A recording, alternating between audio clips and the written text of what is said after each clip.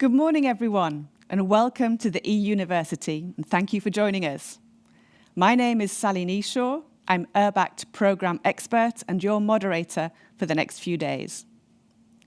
This event is dedicated to cities in our current action planning networks. This is, in fact, the second university. You remember the first one in 2020? But this one is actually the first URBACT event focusing on implementation and resourcing. So why now?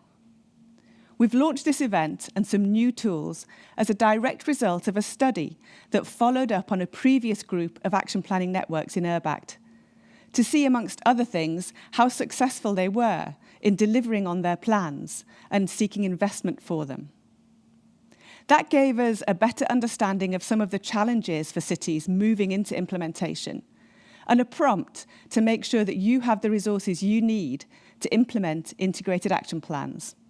Because ultimately, URBACT wants to see those plans drive change in cities. We're now delivering more support to you to help you with that process. These new tools on funding and resourcing will soon be available online, and we'll come back to them at various points during this eUniversity.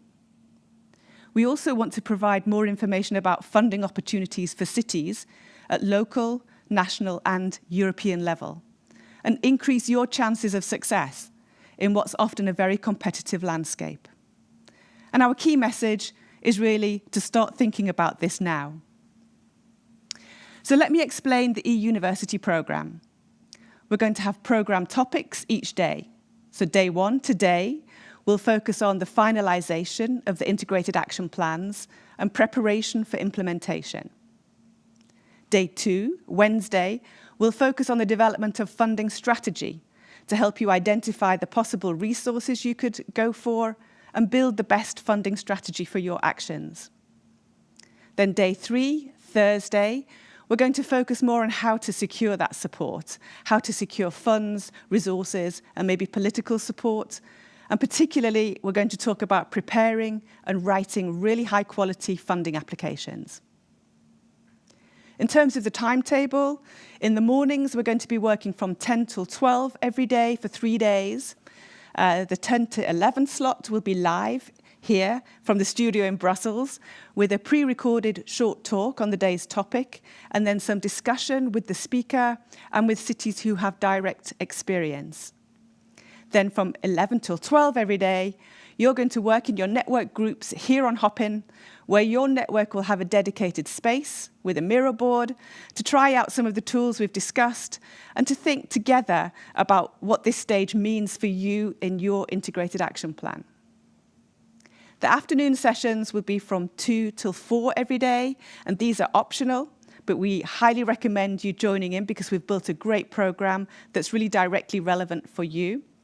You can see on the programme that the light blue block is what we're calling office hours, where the speaker from the morning will make themselves available to talk to you, have direct conversations, get some advice.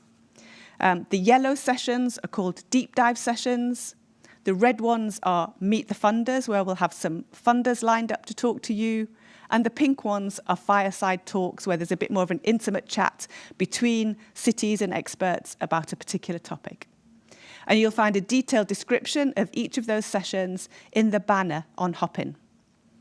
And don't forget, every morning between 9 and 10, we have early birds networking, and quite a lot of you joined this morning, so that's great to see. We are in Hopin. If you're here with me now, it means you made it into the platform, so well done. The whole programme will be in Hopin, and there are tutorials and guidance available in the reception space to help you with the functionality. But just let's go over some of the basics here in terms of navigation. So on the left side panel of your screen, you'll see the tabs where you can move around the Hopin platform. In the morning session, we'll be on the main stage. That's where we are now in this window at the top left. Second on the left is sessions. And there you'll find the dedicated network sessions. You'll find meet the funders, the fireside talks, and on Thursday, there'll be national information sessions. And that's effectively really the main space where most of the sessions will take place. You just click on that sessions button and you'll see the menu of what's available. And in the expo area, which is the 5th button down, that's where you'll find the office hours booth, and that'll be open every afternoon. And you can also see there's a networking space. And we really invite you to have a little mooch around and look at these functions in the breaks. We're 550 people registered and over 300 currently online. All our action planning networks are represented, and we're really happy to have on board also cities from the Global Goals for Cities Network, which is tackling the sustainable development goals, and also from Aston, the network of African cities. So there's lots of people, lots of cities you can get in touch with in the networking sessions and in the general sessions. Everything is going to be recorded, and we'll make sure you get them after the event. If you need any help, but also if you want to interact, you can use the chat function. Feel free to add your comments and questions in the live chat here, and we'll bring them into each session where we can. Each session will have a dedicated chat channel, but if you want to talk to everybody, you need to use the event chat, so you can move between the session chat and the event chat. And every session will have an organizer there to help you. So if you go into chat and say help, someone will help you. As you can see in this area, we're also going to have access to polls, which we'll use on Slido, a list of people online, and the Twitter feed, which brings us on to some of the interactivity. It's always a shame that we can't be face-to-face to interact, but there are other ways to engage with the eUniversity and with your colleagues and peers. Don't hesitate to share information and ideas on social media using the hashtag eUniversity2022. We've already started on Twitter. You can see that if you go over to the Twitter tab. Feel free to add, to comment, to respond to tweets that are already there, and use other forms of social media. In some of the sessions, we're going to be using quizzes on Slido, and you'll be able to see those in the tabs on the right-hand side. A fun feature we decided to try for this university is a photo booth, and you can find the photo booth in the expo space. Please do go there, but not now. Go in one of the breaks. You'll be able to take a snap and customize it with a message and eUniversity elements. We're going to be sharing some of the best, the funniest, the most original pictures during the event. And we also plan to build a mosaic of those pictures that we're going to share during the URBACT City Festival in June. And we'll tell you more about that later. Apart from this, please make the best of these different chats and areas and all the functionality that we have in Hopin. I mentioned before about the URBACT tools. We're going to be referring to both existing and new tools, and this is where you can find them. They're all on the URBACT website in the toolbox page. So please go on there and look for the old and the new tools. Hopefully, you already received your notebook. I got mine in the post. So please use the notebook to follow the program. It's inside here as well, and make notes as you go. Okay, I think we are ready to start, ready for action. Today, we're focusing on how all cities can get ready for action and how this stage of your integrated action planning journey is actually a good time to start thinking ahead about how you are actually going to deliver the project that you're planning. Let's listen to Ian Graham, who's an URBACT expert and has worked on both action planning and implementation. Hello, and welcome to this talk on turning ideas into action.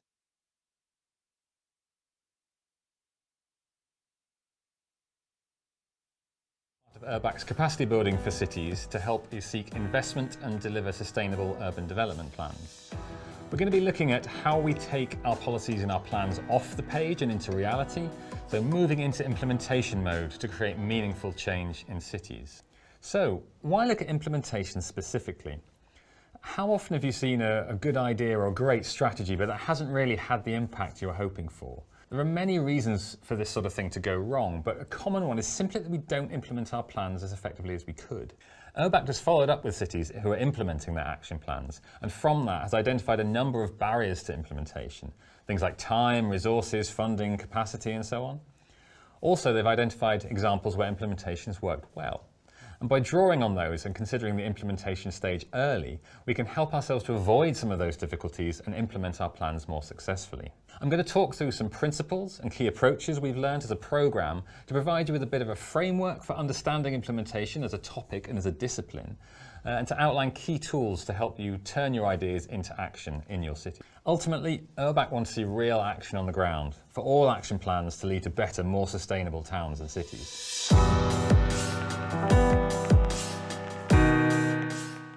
So, what do we even mean when we talk about implementation? It can be interpreted and understood in a number of ways, but I often define it very simply as just putting something into practice. It's simple to define it like that, but underneath that, there are many different challenges or barriers we encounter when implementing policies, strategies, and action plans in our cities. Nevertheless, in a city context, which can be more complex, it's often the implementation stage that trips us up. So we need to make sure we understand what implementation is all about. Yes, it's about putting things into practice, but what's within that? I tend to describe implementation as being about three things: change, process, and context. And I want to look at each one of those in a little bit more detail. Implementation is about change. What do we mean by change? First, let's be clear that changing policy is not changing reality. Writing an action plan isn't changing reality.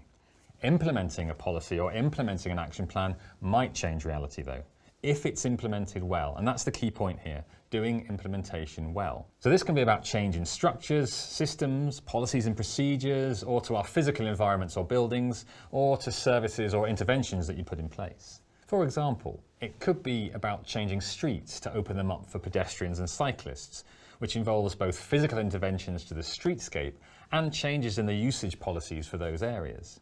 But it can also be about behaviour, about culture, about new ideas, about changing mindsets, how people think about things. And quite often these latter things, these soft changes to behaviours and mindsets, they're actually the things that underpin any changes to the more concrete structures and services and policies in our cities. Many things in our city systems and structures are hard to change without some level of change to mindset or change to behaviours of the people who operate within those systems. So it's really important that we're aware of the need for both types of change, the hard changes and the soft changes, if we're to achieve the results we want to. But at the same time, these soft changes are also the more difficult ones to enable and to make stick when we try to implement. The second point then is that implementation is about process.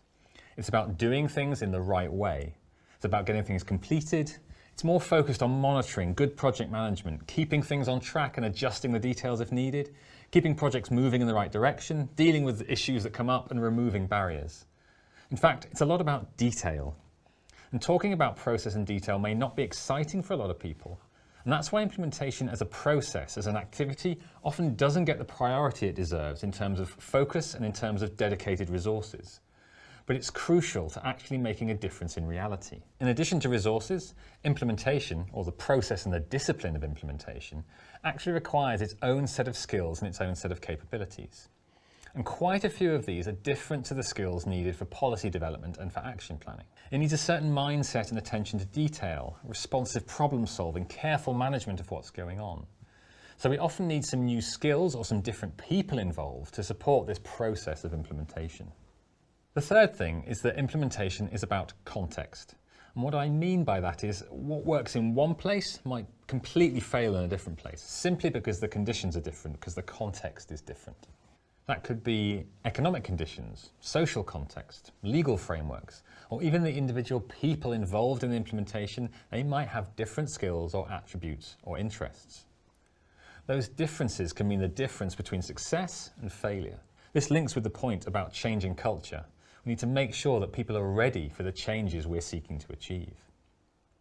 So these 3 points, change, process, context, they help us to think about how we implement things and, importantly, help us think about how we can improve our implementation of our plans.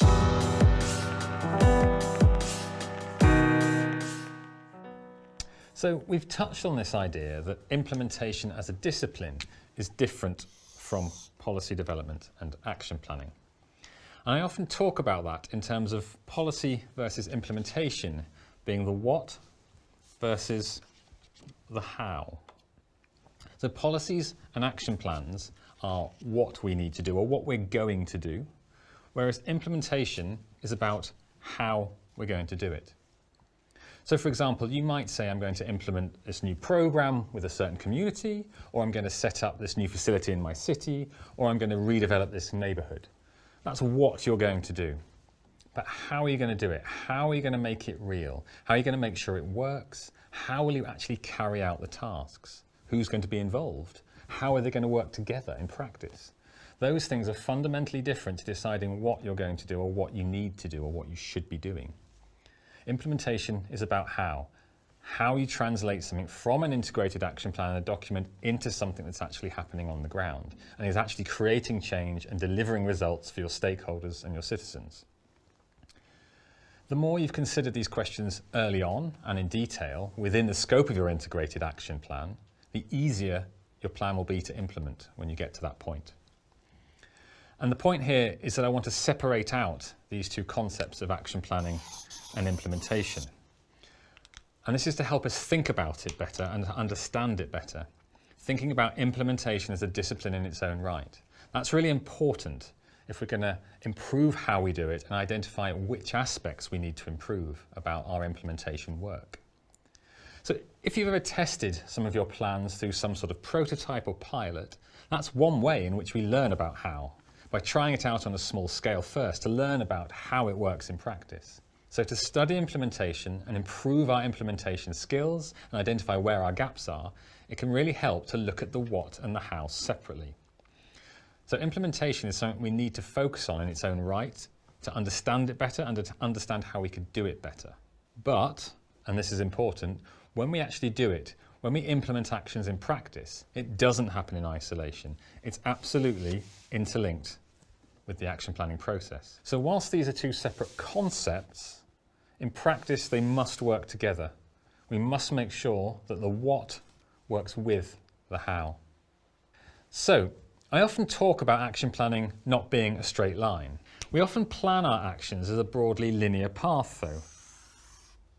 And we also tend to assume that our implementation is going to follow that straight path as well. But the reality of implementation is often very different. Whilst we might start off the same way, we encounter difficulties and barriers and complications, and we find we have to change path and adapt and go through in a much more messy way. The reality is much more messy as a path than the linear path.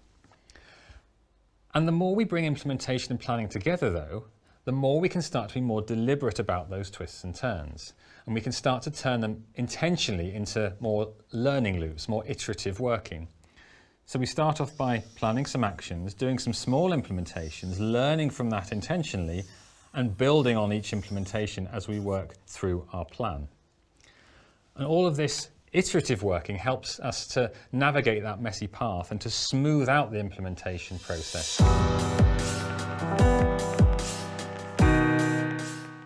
What do we need in order to implement our actions well? What are those different skills and capabilities that we're talking about? From our previous work on implementation in URBACT, we've identified what underpins successful implementations. And I describe these things as 6 pillars or 6 foundations here. And I use these pillars to describe the key things we need to do when implementing something, and hence those skills that we should ensure we have or that we need to acquire locally in order to maximise our capacity for implementation. So what are those 6 pillars? The first one is about plans and resources. Essentially, we need to build strong action plans and resource them appropriately. The next one is about stakeholders and partnerships. So we need to involve stakeholders and deliver projects in partnership. And the third one is about local conditions. So that's linked back to what I said about context, about making sure we understand the local conditions and work our implementation in that context. So in many ways, these 3 areas are already featured in URBACT action planning. But it's important to note that they do apply a little bit differently in an implementation context and need revisiting whilst we're looking at things through the lens of implementation. Following on from those 3, there's more things we need to do as well. We need to use disciplined project management and monitoring. And that's about keeping track of where we are, where we're going, picking up the issues early and dealing with them. We also need to communicate progress. And that's about quantifying our progress of our implementation work, not just of the final outcomes, and communicating that as we go along, not just waiting till the end to say what we've done, but keeping people updated of what's happening and how we're moving through our implementation. And cutting across all of that, there's a need to have strong leadership. And that's important, that leadership, for both removing barriers and opening up the opportunities for creating change, but also for empowering local citizens, stakeholders, and those working with us on our implementation. A couple of key points to clarify here. Again, just like policy development and action planning are different to implementation, your local stakeholder group and your partnership that you're working with, it might be different for action planning and for implementation. So when you move to implementation, you might need different people involved. So to maintain good partnerships and good engagement and good relationships with your stakeholders, you probably also want to get people involved early. So don't wait until the last minute to start working with someone or an organisation that will be critical to your implementation. Remember, implementation is interconnected with planning. The what needs to work with the how. And this goes for a lot of the implementation challenges and barriers that we encounter. To tackle the things that make our implementations more difficult, it's often best that we start early before we even get to action. That's why we now look at implementation as part of the action planning process itself. It strengthens our implementation work, but it also strengthens the action plans themselves. And these 6 pillars can help us to think about those actions, think about the implementation of those actions, and make sure we have the right things in place, the right skills and capabilities in our cities. They can be considered on their own, but they work best when they're applied together as a set to strengthen our planning and our implementation approach. One of my favourite quotes is, "No plan survives contact with reality," meaning that as soon as you start putting something into practice, things happen which get in the way or make things more difficult, or circumstances change, meaning your plan no longer fits the context or will no longer achieve the results you're looking for. So we need to be able to adapt and change things to adjust as we go. So this is all much easier to do if you've planned things well and are open to adjusting your plan. So treating the plan as a living and evolving thing during your implementation, not as a fixed document or as something to be followed blindly at any cost.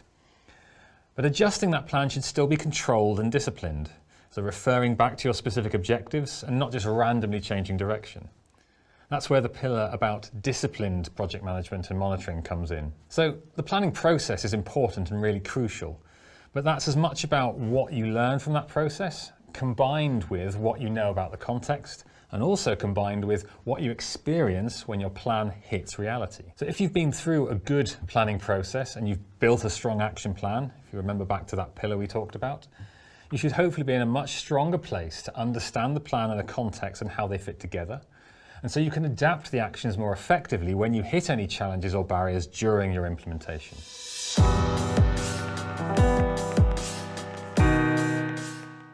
So to help us with all of that, there's a number of different tools and methods that we can use. Many of these are collected together in the URBACT toolbox online, and I'm going to talk through just 2 or 3 of those now to give you a flavour of what's available. First one we have is the action table. This is one that is a basic canvas, and this is already part of the URBACT action planning process. But looking at it now through an implementation mind, you can hopefully see how the prompts and the spaces on this canvas are there to help you think about the detail that you need in order to turn your action plan into something that is ready for implementation. So there's a number of different boxes on here which basically just act as prompts to help you to think about the sorts of things you need, the different activities, the outputs you're looking for, the risks involved, etc.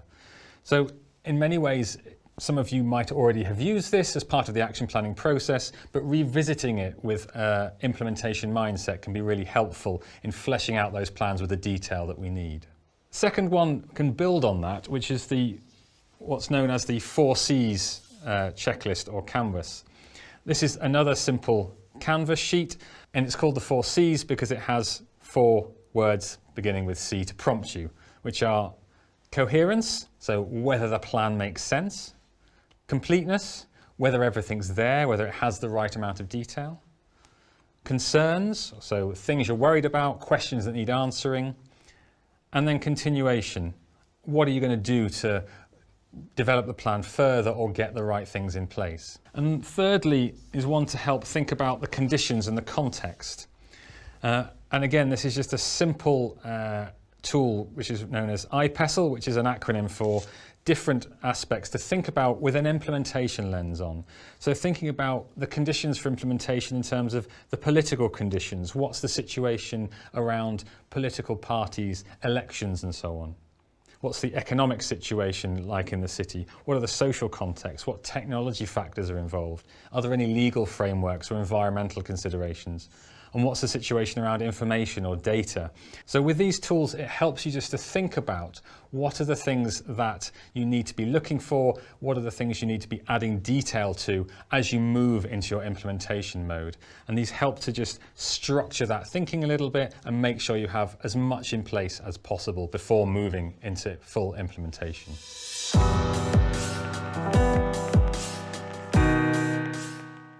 So, we need to think about change, process and context. We need to look at the how separately from the what when looking at improvements to how we work, treating implementation as a specific discipline. But when we're actually implementing our plans, we need to make sure that the what and the how work together in an integrated way. And then we can use the 6 pillars of implementation to help us identify our strengths and our gaps, and you can use the URBACT toolbox to help you to do that. So, thank you for listening. Hopefully that will help you turn your ideas into action and create meaningful change in your towns and your cities.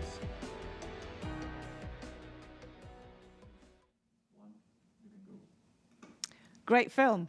Now let's welcome Ian here in the studio. Hi Ian, great to see you. Hi, good to be here, Sally.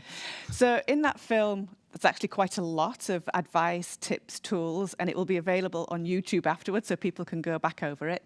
But I want to start by asking you about the way that we, as a programme, you are saying to cities, you need to start thinking about implementation now, whilst you're still action planning. And we know that cities tuning in are likely to be just finishing the first drafts of their integrated action plans. You know that because you're lead expert of DigiPlace. So how are you supposed to do these two things in parallel? You're finishing up your action planning, but you're also having to start thinking forward about implementation. How do you do that? Yeah, I mean, we all appreciate the pressures that cities are under and the conflicting demands and the time pressure and so on. I've worked, as you say, as a lead expert in this context. I've also worked in cities, so I understand that challenge. And I think in a lot of ways, a lot of this isn't necessarily new. Implementation isn't new. People have implemented things before. I guess what we're trying to do here is provide a bit of a framework to help people understand how they can make sure they've got all the right things in place and consider all the right things. It's help think differently and perhaps be a bit more deliberate about thinking about those things and planning for that. Some of it, yeah, if you can do it now, that's great. You know, as I said, if you build it in early, it helps. But the reality is sometimes we can't do that. And if you do feel that there's things that you can't do now, at least know that you might need to do them later, so you can have some sense of we're going over there and we might need to consider these things at some point, or if we don't, there might be some implications for that. So it's really just about trying to provide that structure and that prompt to help think about it differently and be more deliberate about it. I get that. I think it's right. It's about, even if you're not doing it now, thinking about it in the sort of medium to long term, that's something you're going to have to deal with, or at least make sure you've addressed. Another thing you mentioned in your film, which was about the fact that implementation often requires different skills, competencies, maybe different teams, and that might be ringing alarm bells for people. I mean, do we need to hire new people? Do we need external support? What does that actually mean, this idea that you need to maybe switch skills or get different set of skills on board? Yeah, and again, it's not necessarily about completely changing who you've got. I think a lot of cities will have a lot of the skills, but there might be some things that if you're looking at this slightly differently, you think actually, yeah, there's a gap there we could fill, and that could range from a whole host of things into the sort of the strong leadership pillar I talked about, and actually needing that more sort of agile city leadership for working those iterative and experimental ways. And it might be there's some training or there's some support or coaching needed for city leaders to be able to work across lots of stakeholders. It could be down to that having someone with the detailed project management skills to know how to keep track of things, how to to keep everyone coordinated and make sure that everyone knows what they're doing, or to set up efficient monitoring frameworks to keep track of what's going on.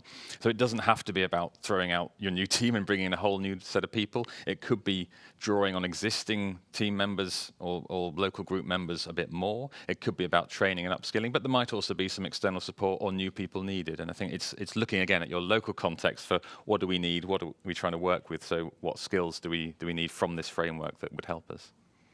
Yeah, great. And you just mentioned it again now, this whole issue of project management, having measurement, monitoring. In the film, you talked about the need for detail. And we know from previous networks that actually that can be quite hard, monitoring and evaluation frameworks, getting them right. So you've got robust systems that you can track what you're doing, you can track your progress, but also often it's about reporting to funders as well. So what's your advice to our cities to get that right now so that you don't go off track and you have the data that you need when you're actually going into implementation? Yeah, and again, I come from a background of sort of program management and change management originally, so I kind of have that in my head. And I think it's always good to have some project management structure and methodology, particularly when you get to implementation. I think that's helpful, and that has to, again, fit with your local context. Some cities have their own structures and they manage it centrally, others don't have that sort of resource and need to work with it. So on that front, it's always, my view, that you should have something and you should know how you're applying that method, even if it's quite a light structure. I think in terms of the monitoring as well, that's really crucial to help keep track of it, and it's that bit particularly about being able to demonstrate progress on the way through something, not just at the very end. And actually, in terms of those monitoring frameworks, there are things in the toolbox that can help with that, and I think Bella Casey is doing a session this afternoon, a deep dive session, which will go into some of that and look at some of the concrete actions people can take to help put those monitoring frameworks in place and develop those sort of things. Yeah, great idea for the session this afternoon for focusing on that particular topic with Bella Casey. Thanks, Ian. Okay. So it's always good to hear from cities who have direct experience of moving into implementation. So let's hear from an URBACT city that has delivered their plan.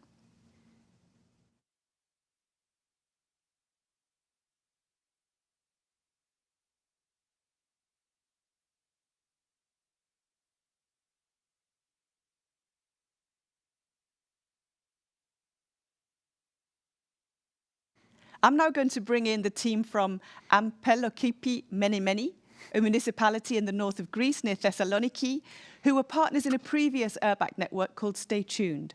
So we're really happy to have live with us today Magda Roussetti, who's Head Director of Social Protection, Education, Athletics and Culture, Katerina Pashalidou, Director of Health and Social Policy Department, and Vasiliki Vatali, Intercultural Education Specialist. Welcome to you all. Kalimera, and how are you? Thanks for being with us and being willing to share your experiences. Kalimera. Kalimera. Good morning. Kalimera. Lovely to see you all. Magda, maybe I'll start with you. Could you please tell us a little about your experiences with implementing action plans in your municipality? Of course. We were in a previous URBACT network, the Stay Tuned network, and as a team we had a focus on working with the Roma community, with a high level of very early school dropout coupled with a range of social and economic problems. But municipalities in Greece don't have jurisdictions over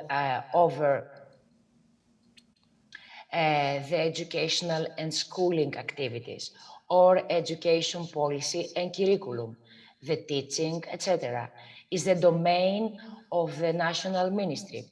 So we had to set up an action plan that addresses these local challenges of school dropouts, but we could not work directly inside the schools ourselves.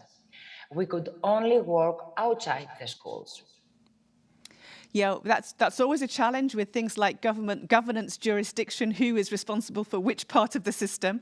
So that was already a barrier for you. But tell us about some of the other barriers you experienced. The biggest barrier we had to face with implementing the action plan to support this particular community was the difficult engaging people who weren't very interested in education. There was a general lack of participation at an individual level. Education was not a priority, so the support on offer was very often not taken up. Another challenge was that much of the support on offer has typically been provided well outside their local area. So, whilst a lot of support was theoretically available, it wasn't well targeted and not always very accessible to those in the community who needed it. Consequently, the municipality staff were often seen as outsiders. Yeah, and I remember that situation, Magda, where you had the provision not really being where the local residents wanted it, and that kind of made the uptake really difficult. And I think in a lot of ways you kind of describe a situation where you'd already implemented a lot of the right things, but they weren't actually having the effect you hoped because they hadn't been put in the right place for the context. It's going back to that point again. Could you say a little bit about how you dealt with that, how you adjusted your approach to respond to that difficulty? In order to face all these challenges, we decided to establish a new community center with a Roma department into the Roma community. That provided a major opportunity to take a different approach. We had the opportunity to define precisely what expertise we wanted to have within this service. Yeah, so that's, I guess, about changing the relationship with the people a little bit and having a different way of connecting with the local community and the local stakeholders, I suppose. Again, it's that bit around how you work with people. Vaso, could I just come to you? Because I know you were working inside this community centre when it was set up, so you were kind of right in there in the midst of all that change. And could you tell us a little bit, Vaso, about what changed as a result of that and what that was like? Yes, thank you, Ian. We were a team made up of a social worker, a psychologist, a Roma mediator, and an educational specialist working day to day in the community on the ground. And this made a great difference. We were interacting directly with people within from community rather than going through proxies where messages may get distorted or watered down. As the Roma department of the community center is based within the district, we were seen less and less as outsiders. This helped us gain the trust of the community, which is very important. From that point, it was much easier to approach them. We were no longer foreigners. In fact, we have used the community center to engage more directly with the local citizens and develop a completely different credibility with them. We weren't viewed with suspicion or as outsiders, but as a part of the community life. And this put us in a different position where we could support and influence people much more effectively. We could therefore start to create a better idea of exactly what support might be needed and what would work best.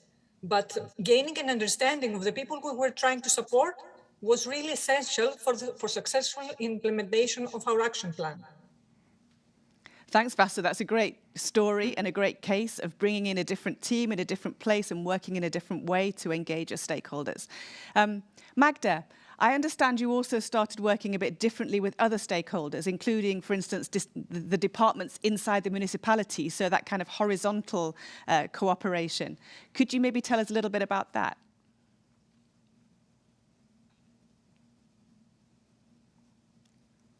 Magda, could you maybe tell us about different ways of cooperating inside the municipality? It looks like we maybe have lost Magda. I don't know if you could respond. No, I'm here. Sorry, there you are. Okay, we got you. Thank you. I didn't want to lose you. Did you hear my question okay? Yes, I hear Good. you. Sorry. Yes, of course. Working closely with the school director strengthens the existing relationships. This made the communication easier and thus became essential so that the municipality could plan and set up support activities and programs that fitted around the main school day and curriculum without interfering with them.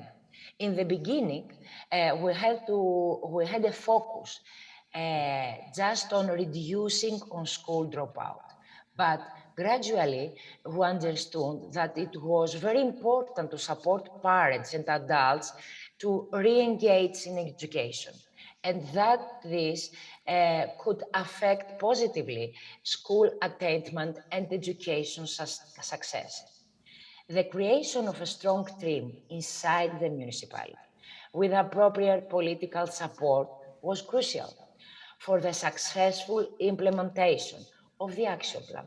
We have developed a strong working relationship that made it quicker and easier to respond to challenges and connect with the other stakeholders. So you realised that you needed to work differently with other departments and school directors, and each are playing different roles in implementing these actions. That sounds great. I'm going to ask Katerina to come in now. And Katerina, could you tell us what were your main learning points from all of that experience? Well, we actually have realized a totally different role that a municipality can take in supporting education success, becoming a broker in the process, linking together all the aspects that affect educational success without necessarily intervening directly in all cases. And this has obviously helped us to change the whole dynamic of our work into the community. First of all, we are becoming facilitators. Our team has been working really hard on improving the methodology used as well as the tools, so that in the future we can implement even stronger actions. And as a result, the outcomes of the action plan itself were absolutely outstanding. We did actually manage to get a second chance school created within the Roma community, whilst in the same time, the number of adults who obtained a primary school diploma increased extremely. Thanks, Katerina. That's a great outcome for an URBACT action plan. Congratulations to the whole team. And I love the way that you added an intergenerational element, working with adults in the community who also get to continue their education too. And for me, your story reinforces ways that an action plan can be adapted when it hits obstacles, that stakeholders and beneficiaries can be engaged in different ways and really start to take ownership over the activity. So thank you so much for joining us. To Magda, Vaso and Katerina, thank you very much. Thanks for coming in from Greece. Hope you have a lovely day, and we'll say goodbye for now. And now we're going to go live in the studio to the URBACT team for any inputs or questions through Hopin and social media. So we're really happy to have with us, they've come into the studio, Clémentine Gravier, who's Capacity Building Officer and Architect of the e-University, and Alexandra Kluchka, Events Officer and responsible for a lot of the communications and social media strategies. Good morning, ladies. How are you over there? Hi, Sally. Hi, Jan. Hi, everyone. So I think we are very good. We are super happy about the start of this event. And I must say it's really, really nice to see all these people online. We have currently 360 people on board, so which is great, representing all of Europe. We have many people from France, but I suspect these are people from the Secretariat, so hello team. And we also have a lot of, the south of Europe is very well represented with a lot of people from Greece, Italy, Portugal, and we also have some people from the Aston Network, from Maputo in Mozambique, from Kigali in Rwanda. So welcome to you as well. It's really nice to have you on board. So we had a pretty active chat. Lots of very positive comments for your talk, Jan, so well done. And also I would like to just bring 3 points, because we had, just to react on your talk, Jan, Christophe was mentioning that maybe it's a lot of project management, a lot of tools and a lot of sheets to fill in, and how do you make sure not to be overwhelmed by that? And one suggestion from Christophe was maybe to have your ULG on board in order to support you in this task. There was also a good point from Laura Colini, one of our program experts, that you need to think about the what, the how, but also whom you are doing this for. So, and also, I mean, are you doing that for the right people? And a last point, and maybe a question that we had from a network partner was from Julia, I think, is like, do you need already in your integrated action plan to mention the team that you are going to use during implementation? Because she could already see in their experience that the ULG she started at the beginning of the project already changed. So she's just wondering if she needs to highlight this in the integrated action plan. That's it from me. Thanks, Clémentine. Really good points there. I think clearly the URBACT local group is not a static thing, it's a dynamic thing, and lots of people have seen that it changes over time. Those evolutions happen, and as you go into implementation, that maybe evolves even more. And in fact, we've got a session this afternoon about sustainability of the URBACT local group and the different ways in which that could be formulated in terms of governance. Ian, do you have any comments in reaction to those questions on the chat? Yeah, I mean, I think the point about the sort of the what, the how, and it's almost like the why. It's like, why are you actually doing this? Keeping it focused on the purpose you've got there. I think that's really key. And I think if you've got a strong action plan, you ought to have that in terms of vision and objectives sort of clearly in there. I think that can really help to do that, and using that as you develop your implementation planning, it just keeps you on track and keeps you a sense of where you're going. It links back to the leadership bit we touched on. It links back to the project management and the monitoring bit. So I think, yeah, that's a really valid point. I think, again, with the tools and there being a lot of them, for me, it's always really important to remember, if you're using a tool, also to know why you're using it. It's, the purpose isn't to fill in the sheet per se. The sheet gives you a record of your thinking, but it's actually normally to help structure that thinking and that work. And that has to work in your local context. If there's only one of you in your team trying to do the implementation, doing huge amounts of documentation can be difficult and might not be worth it. But it's just being aware of that thinking and how those different tools help you, and being selective about when you need to use them and what they can bring to it. Great. So please keep those comments coming in the chat all day for the next 2.5 days. That's great to have your feedback, and we'll pick it up as much as we can. I'm now going to go over to Alexandra. Alexandra, what about social media? How are we doing there? Hi, Sally and Ian. Hello, everyone. I'm happy to report that the hashtag eUniversity 2022 has taken off on Twitter and other social media channels. Thanks so much to all of you who have already posted and tweeted about the event. Please continue making buzz and showing the URBACT community.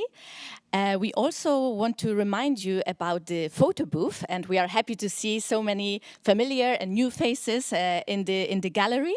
So also don't hesitate to take your pictures, post them to social media, and show the faces behind URBACT's community acting for better cities.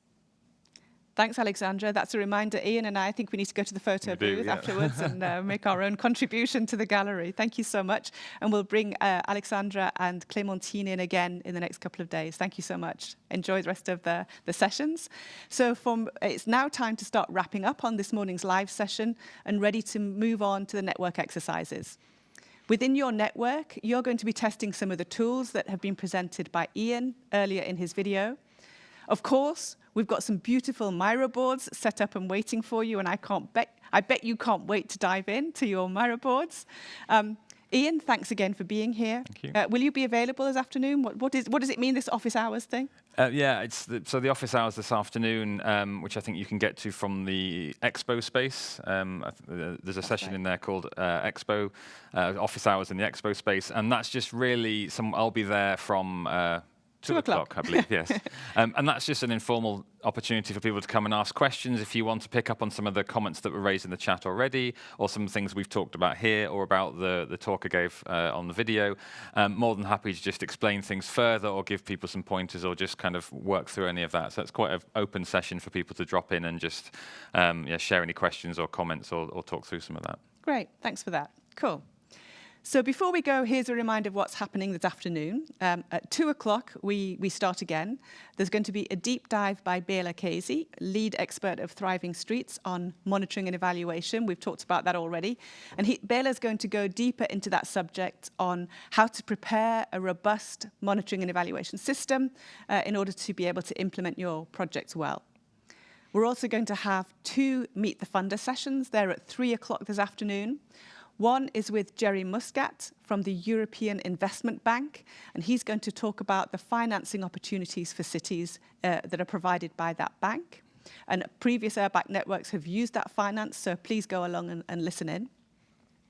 The other session will be with Adele Bucella and Broom Deloney from the URBACT Secretariat, and also Bernard Schausberger from Interact, who's going to focus more generally on cohesion policy, the European structural funds, and what cities should know about accessing those. In parallel, there's going to be a fireside talk with Anna Maria Vrabi, Eileen Crowley and Wessel Badenhorst, who are current experts of running networks, and they're going to think a bit more together about how you make your local group sustainable beyond the life of the network, and thinking about some of the governance models and the innovations that might look like. I think that's really responds to that question we had in the chat already, so a good one to go to. So we've got a really rich offer this afternoon and in the next 2 days of workshops and talks that we've tried to make responsive to your needs and requests. So please make the most of it, jump into those sessions and participate. I'm looking forward to going to lots of sessions in the next few hours. And a reminder that you can connect tomorrow on Hopin. We need you here by 10 o'clock to start with the live session. And if you'd like to network, do come early. We saw today lots of people networking, and that's great to see. So come along, meet some of your colleagues, talk about what you're learning. That would be great. Tomorrow, we're going to be moving on to the next step, which is about developing a funding strategy. And we're going to have Regina Trenkler-Fraser on board to help us with that. But for now, after this session, you need to click on the menu which says Session area, the button that says Session, find your network session, join your lead expert and your network partners to work together on how you can get ready for action. It's been great kicking off the eUniversity this morning here from Brussels. Thank you so much again, Ian. Thank you. We wish you a fruitful morning, and we'll see you again soon.